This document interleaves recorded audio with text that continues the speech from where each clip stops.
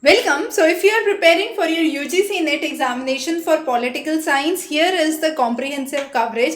Now, you can have lectures, notes, or past year questions all at your convenience. Now, the most important thing is how do you actually want to proceed with your studies? So, whether you want to start with the lectures first, understand the concept, and then solve the questions, or you are okay studying with the theory and then solving the question. So, you have to take the call, but more importantly, the most important thing that you most must not miss is that you have to solve questions and go through the past year papers carefully. So if you go on to the political science, we have divided that into various segments. For example, the thought section, the comparative political analysis for various countries, the Indian government, which includes the constitution as well as the political framework, the basics of public administration, international relations, India's foreign policy, section from IR, state, and then the public policy and governance, which includes the sections from